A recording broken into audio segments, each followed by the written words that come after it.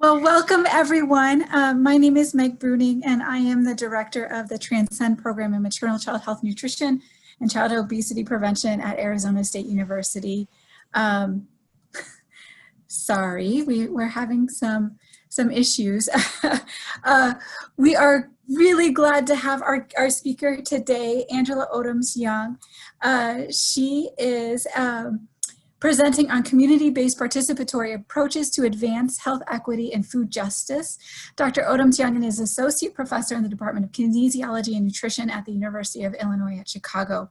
Before joining University of Illinois at Chicago, Dr. Odoms-Young served on the faculty at Northern Illinois University in their Public Health and Education Department, and she earned her doctoral degree in community nutrition from Cornell University. Her current research is centered on social, cultural, and environmental factors that contribute to inequities in diet and obesity-related health outcomes. She is truly one of the world's leaders in community engaged and participatory nutrition research. So please let me welcome Dr. Angela Odoms-Young.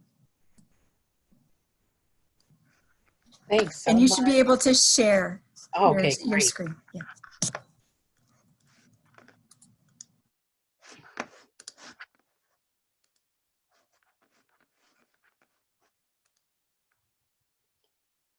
Okay, great. I'm really excited about presenting today. I appreciate the invitation. When Meg reached out to me, I was happy to do it, and it makes it so much easier when it's virtual.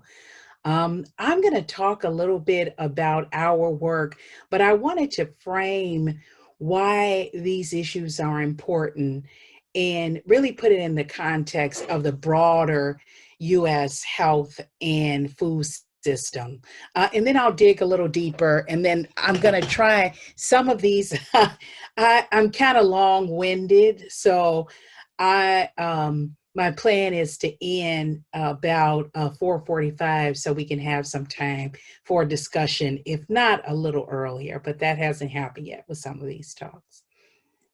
So I'm going to give just some background about diet in the U.S. Most of this, you know. Why should we focus on social and structural determinants of health and health equity? And then provide two examples from our work locally that applies community engaged approaches to address health outcomes in African American and Latinx populations. The first is Doing Me. It was a culturally community focused weight loss intervention for African American women. And the second is I Span, the Illinois State Physical Activity and Nutrition Program, which is part of the CDC SPAN. We have a subcontract to work on the breastfeeding part of that. And so I'm going to talk a little bit about that. So we know that in the U.S. context, and we know the dietary guidelines really focus on moving towards healthier food options and away from unhealthy food options. It's easy, right? Not right. We know that it's not necessarily a choice, even though these are two, it's almost like there's two sides of this. But really what I would like to talk about is how we choose from our option of choices. So we think we have free choice, but in a sense, we choose from an option of choices, and those choices can be broad or those opportunities can be limited depending on your social position in society, but it impacts everybody. So I want to stress that the modern diet has gotten bigger, heavier. We know that the diet overall, the food available in the US is full of fats and oils, a lot of focus on red meat, sugar sweetened beverages, and grains, more refined grains than whole grains. And a lot of our media advertise, a lot of our marketing and advertising when it comes to food marketing really focuses on these foods. And that has happened probably since the late 60s, really 70s. And as you see, this is like 1970 to 2010, where we have more of those items in our food supply, but marketing really followed that. So I grew up in the 80s and I remember these types of ads. So you have an increase in sort of marketing of fast foods as well as convenience foods. and those foods that we generally try to discourage or recommend to people that they limit. So if you look at where people overall in the US, where they are as far as meeting the recommendations, and this is from the most recent dietary guidelines report, you see that generally the population overall falls short of recommended amounts. I think about 81%, it's about 81% don't meet the guidelines for fruit, for example, even more for dairy. For total grains, of course, given refined grains, we do a little better, not as bad on protein, but fruit, vegetables, we tend to have a large percentage of the US population that doesn't meet the standard or recommended level.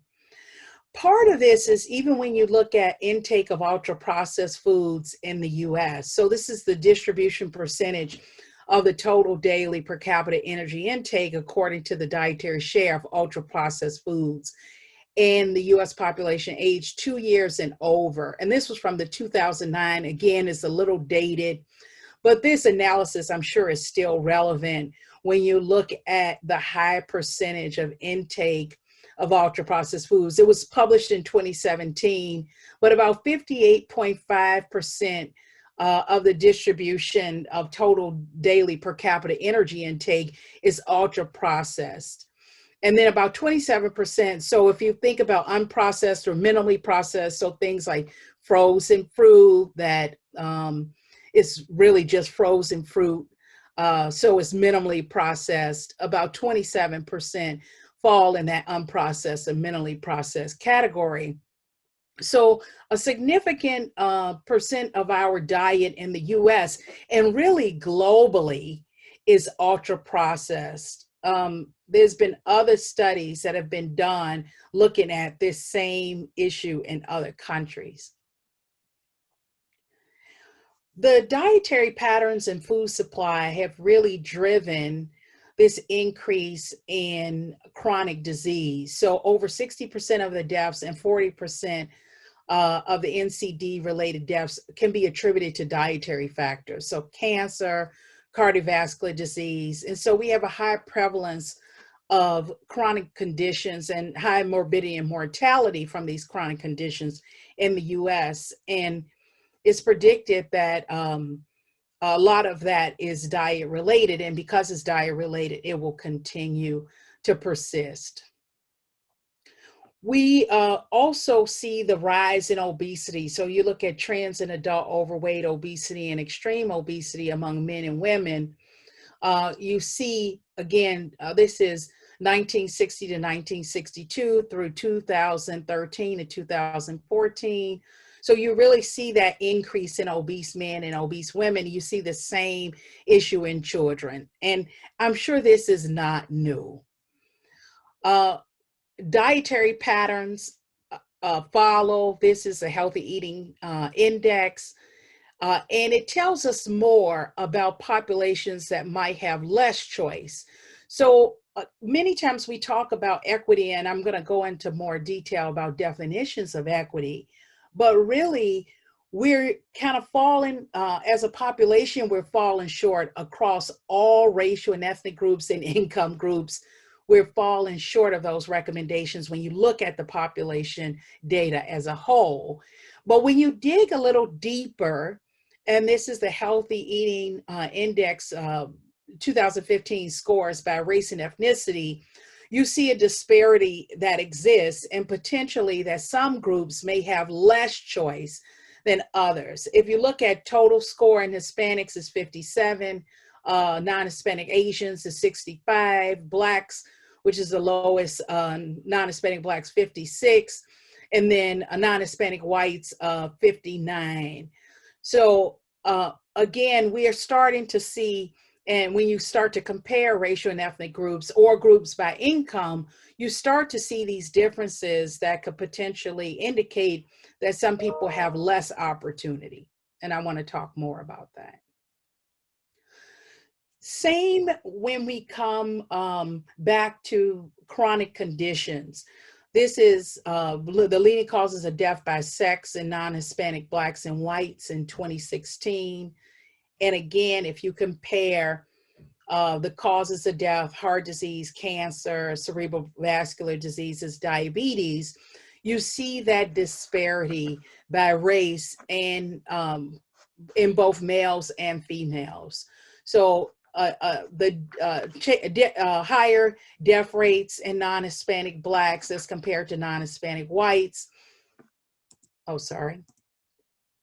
And then the same for those diet-related conditions when you look at females as well. But that's pretty much what we know. But what I would like to talk about today is really how do we think about those factors? Traditionally, what we've done is we've looked at what we can see. And some people think of it as the consequences of these other broader upstream factors. So we're focused on the behavior, but much research that's emerging would argue that we need to look more upstream. So in this cartoon, it says, why is he looking at risk factors and behaviors when the keys lie in the social determinants of health? And I wouldn't call it the wrong places, but it provides one small snapshot of that picture where many of these behaviors are driven by things like poverty, racism, and environmental exposure in communities. So several researchers, as well as health departments and other community-based initiatives, have argued that we need to go upstream and even more upstream than we have. Well, what do I mean by upstream? And this is the Barhigh model, the Bay Area Regional Health and Equities Initiative model.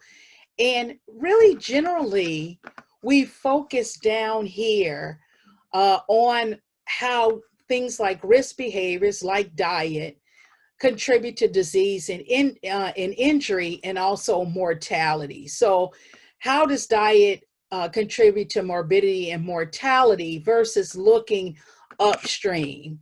And so our solutions have been rooted traditionally in individual health education or individual nutrition education or group-based nutrition education, individual counseling, a focus on healthcare, but only about 20% of our health is determined by healthcare. Much of it is determined by partly those risk factors, but then everything above it. So if you look at things like living conditions, land use, transportation, housing, racial segregation, employment, class, race, gender, what is a person's social environment, their service environment. So things like access to care, but not only access to care. And then as we go more upstream, institutional inequities. So what are structures and corporations, laws and regulations, and then social inequities within society. So things like class, race and ethnicity, or racism and ethnic discrimination, immigration status, gender inequality, and heteronormativity when you look at sexual orientation. So I want to talk a little bit about some of the projects that we've worked on in Chicago and our philosophy and approach. And sorry, I have a dog barking in the background. I don't know if you can hear. I have two dogs, and one of them decided that he wanted to bark while I was doing this presentation. So I'm going to talk about our work in Chicago. But before I dig into the projects, I just want to provide some context. And this is a report that was just released last week, Healthy Chicago 2025 from the Chicago Department of Public Health. And we had a previous version of this, Healthy Chicago 2.0, where the plan really got started on understanding the differences that exist, and then how these differences in both race and gender and income have emerged over time. And actually, I think I have a question. Oh, okay. That's fine. So if you look at the differences by race, I mean, this is quite striking. Between 20, I don't know why this keeps on jumping, but between 2012 and 2017, life expectancy has been falling for everyone except white non-Latinx Chicagoans. But there is almost a 9-year gap between Black and white Chicagoans. And this gap can be explained by several factors that are diet related. Chronic disease, so 4.3 years in that difference can be explained by differences in chronic disease. So that means that if the chronic disease rate for Blacks was the same as whites, then you wouldn't have that disparity. So 4.3 years would be saved if that chronic disease rate was the same. Gun violence. So a lot of times we hear a lot about gun violence in Chicago, but chronic disease is really responsible for much of those deaths that we see in disparities. And then the next is infant mortality. And we know that that also has a dietary component, as well as HIV and some infectious disease. We're seeing that with COVID, where you have the layering of risk. But of course, diet is important in the treatment plans for HIV and AIDS. And we have several community-based organizations that's doing that work here locally. And so if you see this, the factors that explain that 8-year gap, diet is a key part of that. So when we look at things, again, the trends, they follow the same. So we have the disparity in life expectancy. We also have a disparity in obesity rates, again, between Black, Latinx populations. It ranges, when we look at Latinx populations in Chicago, there's a variety when sometimes the disparity exists, and actually sometimes this disparity does not exist. But when you break it down to subgroups, we see some variability. And I'm not going to talk about the subgroups. Most of the work that I'm going to present today is the work that we have that's focused on African Americans. But the social determinants of health and structural determinants are really drivers of some of those subgroup differences as well. The chart on the left is by neighborhood, and in Chicago, African American and Latinx populations are concentrated on the south and west side. This is the west side. I'm not sure if you can see my cursor, but up above is the west side. You see that concentration of burgundy. And then on the south side, you also see that concentration of burgundy. And sort of consistent with this is where APHA says that your zip code is a better predictor of your health than your genetic code. And so you see, particularly in Chicago, where we have a lot of racial segregation, you see these differences and the patterns that follow that concentration of concentration of populations of color. And below is the odds from the report of eating 5 fruits and vegetables a day. And again, race and ethnicity is a predictor of that, as well as household income. Sorry about the barking dog. So food access is a similar pattern, and we've done a lot of work around food access in communities where you have persistently high access to food as compared to persistently low access. So inequities in food access have persisted over time. In some parts of Chicago, there's been no improvement And despite the fact that several investments have been highlighted and discussed to expand food access in these communities, you still see persistently high access in some communities and persistently low access in others. And the same with, this is like food access that's categorized as low and high. And then this is specifically grocery stores where you see those differences. So the percent of Chicago residents within limited food access areas by economic hardship. And so again, it's a similar story.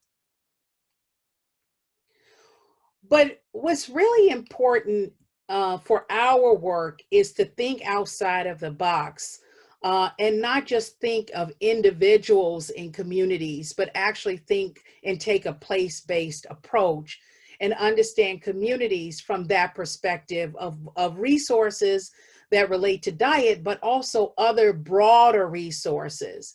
And we see, again, the same layering, not as distinct, but on the South and West Side in many communities where you have a housing burden. This is a Black population change, so loss of population in communities, a lot around gentrification. So, for example, Chicago lost 11% of its non-Hispanic Black population, and some community areas lost more than 3,000 people. Austin, which is a large African-American community, lost 10,000 people when you look at that population change over 7 years. And then the other factor is income. And so at every level, you see a difference in income in Black and Latinx workers as compared to white workers. And with comparable education. So many times we focus so much on the low income, but really you see this disparity in earnings and wealth across populations of education, even those with advanced degrees. And these things translate into less access, lower wealth and ability to dedicate to household food purchasing, and then residential segregation within communities that have low quality other amenities, and that shapes opportunity. So if we think about opportunity, and the social and structural determinants of health really center on this idea of opportunity within diet. We see the same when it comes to food insecurity, the same layering where the similar communities have not only high rates of low food access, but they have low rates of food insecurity. Some of the communities, including those in a nearby suburban area that we work in, one in almost half, so 55% in doing some of the breast work for Heights and Chicago Heights, 50% report that they're concerned they're going to run out of food and not have money to buy more. And we're seeing even higher rates with COVID and higher need. Our food bank, the Greater Chicago Food Depository, has served nearly 800,000 people in Cook County in January, and there's been a spike of 120% in the need for food in the community. So we take two approaches to this work. One is to look at changing environments and policies and systems. So how do we change the environment? And this is focused mainly on infrastructure, whether it be stores or stores that are included in the context of broader projects. So one of the projects that we work on is called Imani Village Plan Development. And that is a plan development that's focused on all of the social determinants of health to improve housing and transportation, as well as food. So a food hub is part of that project So as researchers, we partner with that community organization to make recommendations about kind of what would be the ideal food type of resource in this community, but also to evaluate the impact of that food resource. We worked with the Chicago Community Loan Fund on a visioning project around their Healthy Food Fresh financing initiative. We've interviewed policymakers and store owners to understand more about their barriers to providing healthy foods in communities. And then we've had a long relationship with a partner called the Inner City Muslim Action Network, which has a corner store initiative with immigrant store owners, which are predominantly Middle Eastern store owners, and they both Palestinian and Yemeni mainly, and they provide food in predominantly African American communities. And so they have focused on converting those stores, but also they're building a model corner store in the community that will be community owned. Our Breastfeeding Equity Initiative, which I'll talk more about. Then we do work with the Greater Chicago Food Depository, which is our food bank, to make some recommendations as well as evaluate the impact of the nutrition services and the charitable food system. And then the Alliance for Health Equity, which is a group of hospitals that are looking at food insecurity and addressing food access needs of their patients. So part of this is focused on context. Can we have more systems changes within healthcare or in the charitable food system? Can we change policies or work with groups that have been awarded certain types of incentives based on policies like the Healthy Fresh Food Financing Initiative? And then how do you look at environments, either bringing stores in or looking at the existing food infrastructure? And then we also work with, which I forgot to mention, some grassroots urban agriculture groups, which are trying to change the food environment as well in these communities. The second approach is not opposite, but it's because it takes time to change change policies, change systems, and change environment. A key focus is on building individual and family resilience. And we're not building it, but we're supporting it, because families are quite resilient in these communities. And how do we support them? And so the iSpan Breastfeeding Equity Collaborative also is focused on building that individual resilience. And then I'm going to talk about an intervention doing me, Sisters Standing Together for Healthy Mind and Body. And these interventions are individual or group-based interventions, but they take social determinants of health into account, because we can't always, as I mentioned, change neighborhood and community conditions, which is the ultimate goal. How do you help people navigate, support them in making choices out of the set of choices that they have, but also bring people together for social support, and then work with organizations to help support the individuals, but be able to connect individuals to those organizations that currently exist. So I want to talk about two examples, and then hopefully we'll have time for discussion. The first example is Do and Me, Sisters Standing Together for a Healthy Mind and Body. And this intervention had three aims. The first was to apply a community-based participatory research approach. And we adapted an evidence-based intervention called Orbit, which was developed by Marion Fitzgibbon. That was developed for middle-income Black women, and it was done at UIC. And we took that intervention to a community site.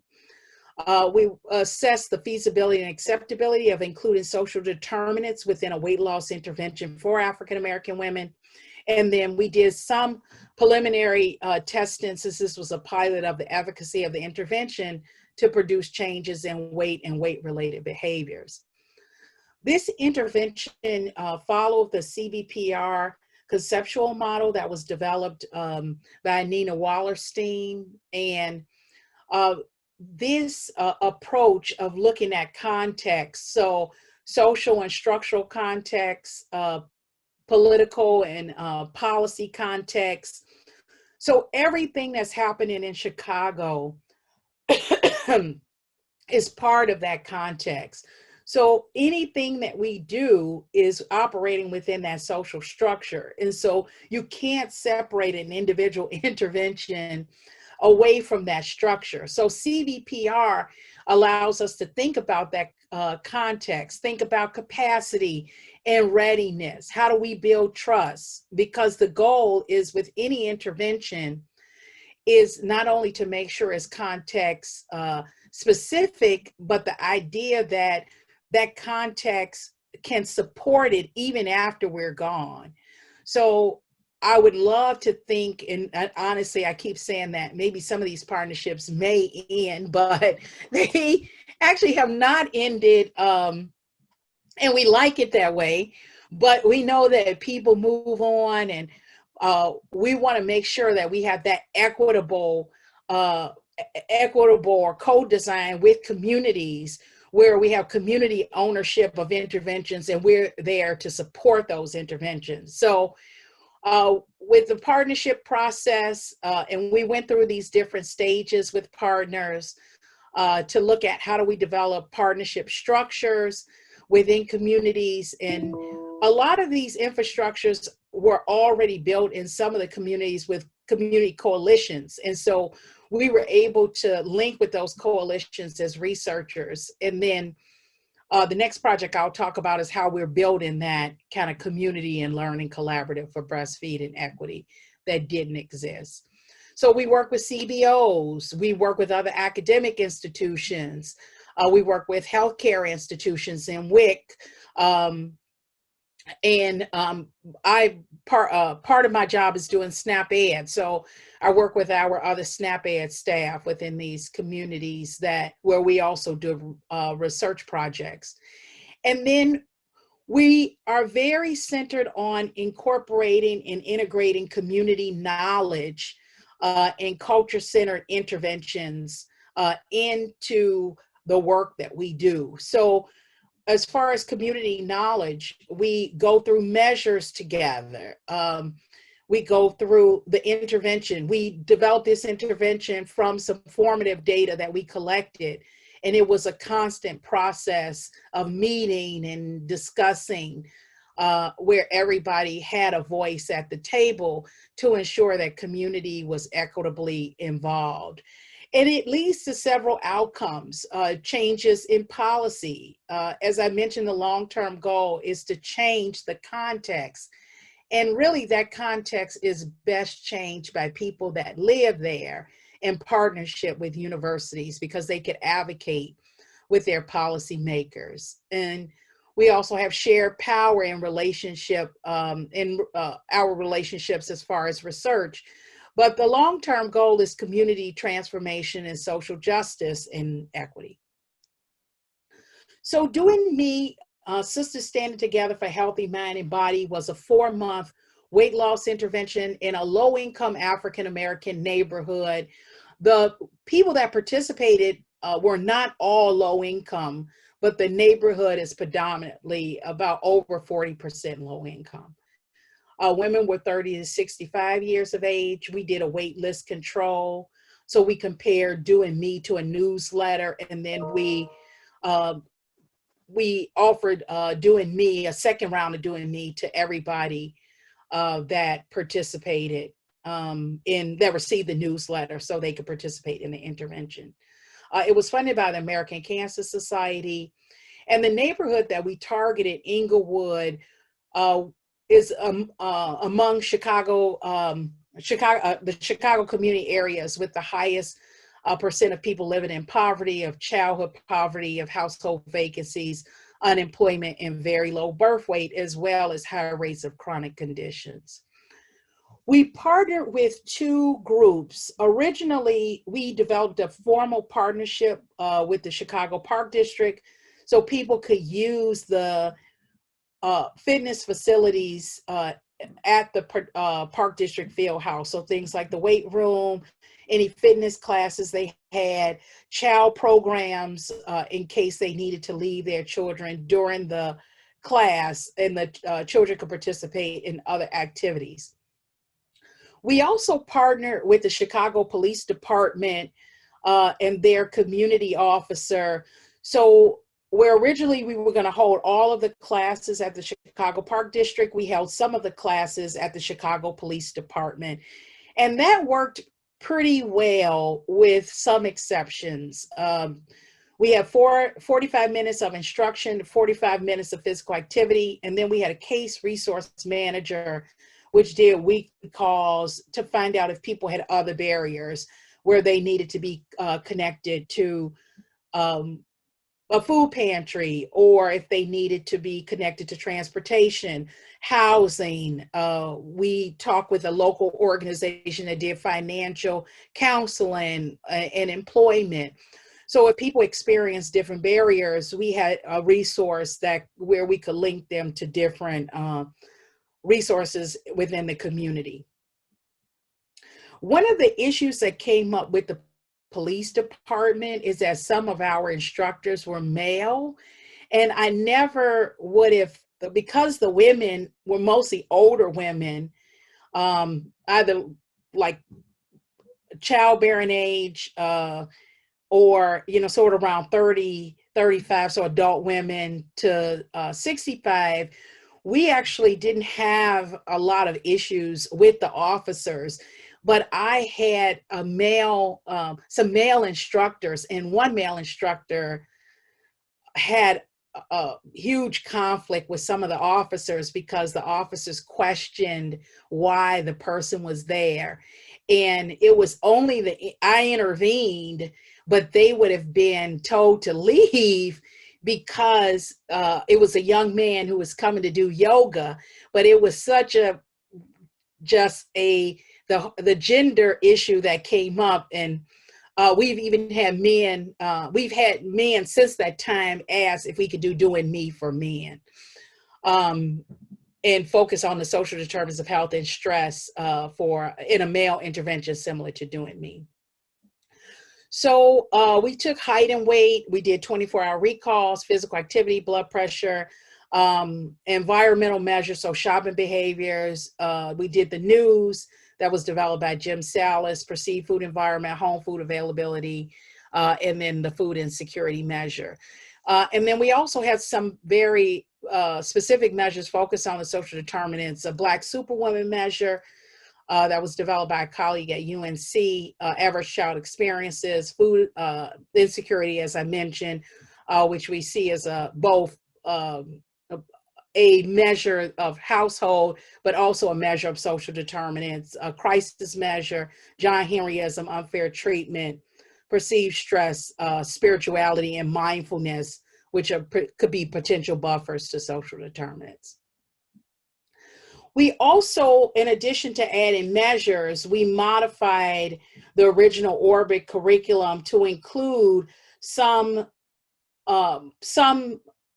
instruction in activities that might be focused on resilience. And we could have included more of these, but we had one session on stress reduction and one on sort of mindful based stress reduction. So we had a social worker that came in just to talk about overall stress, and then another person to come in and talk about mindfulness. And as I mentioned, the yoga instructor to work with people to learn how to manage stress, learn how the amount of sleep affects your weight, and then learn how to be aware of when you're eating and what you're eating. So the mindfulness around eating. We had a standard meal planning that was there in the original Orbit. We did a grocery store tour, but also a tour to an urban farm site to look at potentially how people could access healthy food on a limited budget. We talked about portion control. We had someone come in, exercise physiologist come in and talk about myths that were specific to Black women, and to talk about physical activity and really just put everything out there on the table about exercise, anything that people wanted to ask. As I mentioned, we had a second session on stress and using meditation and spirituality. Because it was funded through ACS, we included a cancer screening. And then we didn't have a high prevalence of people reporting emotional eating, but we thought that it may be a trigger. And they touched on this briefly in the original orbit, so we kept it there to reinforce the other sessions and activities that we added. We added a session on fast food, particularly local. And then what I didn't mention in this physical activity session, we also had a professional hairstylist and image consulting come in to talk about both hair and image, particularly when people are exercising and might be either criticized because of their appearance in the context of their employment, or comments. So women talked about that they may get comments depending on their hair, depending on their dress. And so she came in to talk specifically about kind of exercising and then how to maintain that appearance between treatments, because treatments can be quite expensive. So we had a variety. The focus was to have all obese women, although we had some women that were sort of on the border. So we had 30% class 1, 26% class 2, and 44% class 3. We used physical mobility and not weight status as inclusion criteria other than obesity. So we went up to a BMI of 60. So it was 30 to 60. We screened for mobility and ability to participate in the exercises. So we didn't screen people out on the high end unless they were over a BMI of 60. So income was about half, under 40, half, about 44% over 40, about 59% were employed, 41% were unemployed. And we had a range of education. So 34% had a high school diploma and 66% had some college. We had people with professional degrees as well. So we had everybody from high school equal to or lower than high school, all the way up to a master's degree, and about half were received some type of assistance, SNAP, WIC, or TANF, and 47% did not. And as you see, about half had high blood pressure, and we had about 30% with arthritis, so a variety of chronic conditions. So if you look at the social determinant measures, they also vary. So John Henryism, and I realized I didn't, based on time, explain some of these, but John Henryism was developed by Sherman James, and it's about active coping. So people that are trying to cope and still survive in spite of adversity. And so that continuous sort of active coping, trying to push forward, he's shown that that's linked to blood pressure. And so we had a variety of, so 48 is the highest, but you see the minimum was 26 and the highest was 48. When you look at acute unfair treatment, some people indicated that they were never treated unfairly. So we had a mean of 2.4, but we had 0 and then 8. So the highest is 9. Everyday unfair treatment, which is like daily hassles, was from 0 to 28. And then average child experiences, The mean was 2.7, but the minimum was 0 and the highest was 10. We also, when you look at community, so this is individual determinants, individual reporting of social determinants with participants. So did they experience adverse childhood experiences? But then we also looked at community. So did you hear violence outside of your home? So about 58% of the women reported that they experienced violence outside of their home. Did you look for a job? Did anything happen in your neighborhood or home that made you feel unsafe? Did you see drug dealing in your building or neighborhood? And did your income increase by a lot? So we looked at both neighborhood factors and things that might be broader factors that might put somebody in crisis, like a job or income. And we saw that about 46% of the participants were looking for a job and about 37% had a decrease in income. So our thought was that by having a culturally focused intervention, that we would be able to retain people. And about 80% of the participants completed the study. But we have 30% of women who did not attend any of the sessions. 70% attended at least one session, 56% attended at least 25%, 40% attended at least 50%, and 13% attended at least 75% of the sessions. And we were able to retain 63% of the intervention participants and 83% of the control completed the pre and post 24-hour recalls. But what is very interesting about this is that we had some people even come to the last session, like the last session was their first session. And when we did a follow-up to see what were some of the barriers to participating, they ranged from everything from difficulty in getting out, and then other types of barriers like caring for a family member with chronic disease or being impacted by job loss. So all of the things that we think of when it comes to social determinants of health, we realized that those were big barriers to intervention participation as well. So we did see a decrease in fruit servings, who knows why exactly, but we saw an increase in vegetable servings in both the intervention and control group. Remember, the control group was a newsletter. We saw a decrease in sugar-sweetened beverage intake in the intervention group, but a moderate increase in the control group. And both groups had a decrease in mean energy intake. And the intervention had a slight decrease in percent of calories from total fat and saturated fat. And then both groups had a decrease in mean fiber intake with a greater decrease in the intervention group.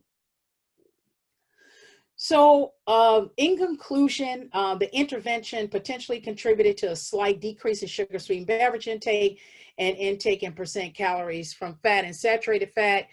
The in-person intervention was compared to a newsletter, and we think that the newsletter was a 4-month intervention. It was also a low dose as compared to the original Orbit, which was 3 times a week. So we think that that may have contributed to the ability to detect differences between the groups. Some women may have also started to engage in the behavior in anticipation of the intervention. And I really feel like we needed a more robust community and structural intervention to deal with the social determinants of health. My next steps are to examine the pathways and mechanisms through which social determinants affect people's health and diet, and try to intervene in both an individual level and community level. So to really look at a multi-level intervention. To create standardized measures of social determinants, particularly with a racial equity lens. That's been a discussion. How do we look at food insecurity through a racial and equity lens, and how do we measure it? and to use some more of our qualitative and ethnographic work to inform the interventions in populations and focus on retention. And even there's some thoughts about going to a more web-based format versus an in-person format. And then to try to incorporate the social determinants of health in all levels of the intervention, and then use modeling to assess the impact of potential solutions to address the social determinants of health. Now, I only have 9 minutes, so I won't talk about iSpan, but I can always share some information if people are interested in breastfeeding and breastfeeding equity, that the Learning Collaborative that we have locally. We also have a website for that that's going to be launched soon. And so I can always make sure to share that with Meg as well. Thank you, Angela. That was a great presentation. I think we're on the edges of our seats. So feel free to type in questions into the question and answer. There's one there already.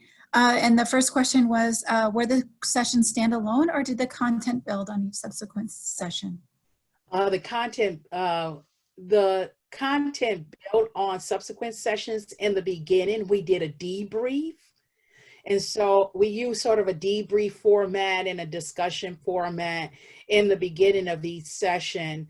And then at the end, we did a debrief about the session. And so people talked about how everything, how this session was related to previous sessions.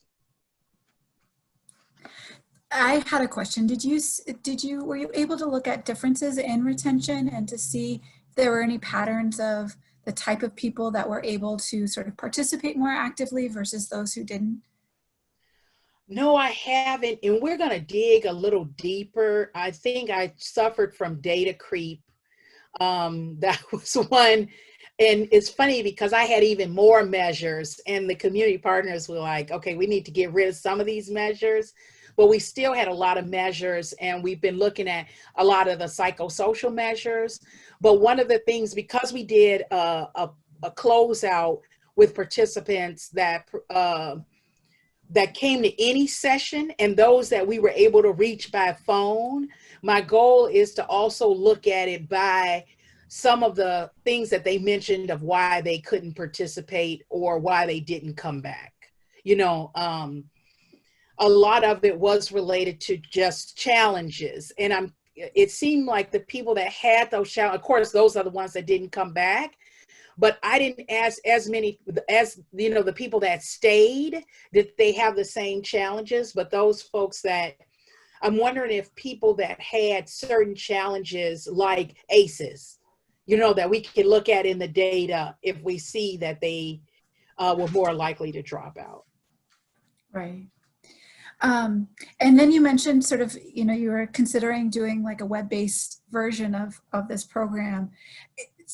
Talk about how the community has sort of pushed for that or not pushed for that, or where you're at in those conversations, particularly given COVID and we're all stuck in our homes. Yeah.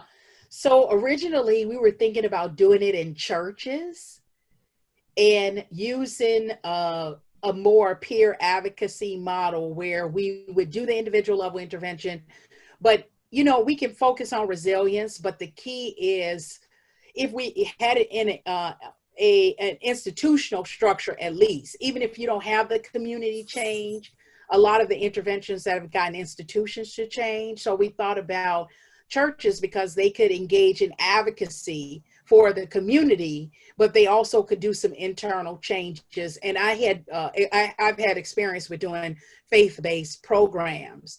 But given what's happened with COVID and another grant that we wrote on sort of trauma-informed nutrition education and interventions, and because of what's happening now that we did it at night and some people don't want to come out at night, that we thought of internet based. And so we still need to determine if that will be the acceptability of that. But now that COVID happened, people probably have some infrastructure to deal with the internet, because there's been a lot of outreach around that. But of course, it remains to be seen, because with online learning, for example, a lot of the families that participate in online learning in our public school system, they receive laptops, or they connected them with internet. And I wonder if we could leverage some of that. So we're still looking into the idea of doing an internet-based, sort of like more of a social network type of approach. Awesome. As I'm waiting for anybody else to ask questions, I could talk to Angela all day long. Another question that I had is, what are some, if you've had the opportunity to sort of interact with the community, given COVID, what are some emerging issues that may or may not have changed due to the pandemic? So it seems like, honestly, a lot of the issues have just gotten worse. We're working out, as I mentioned, I'm working with the food bank. We've had several pantries that could not withstand the issue of COVID, because the people that are working there at the pantries, the volunteers, are older. They're in a high-risk group.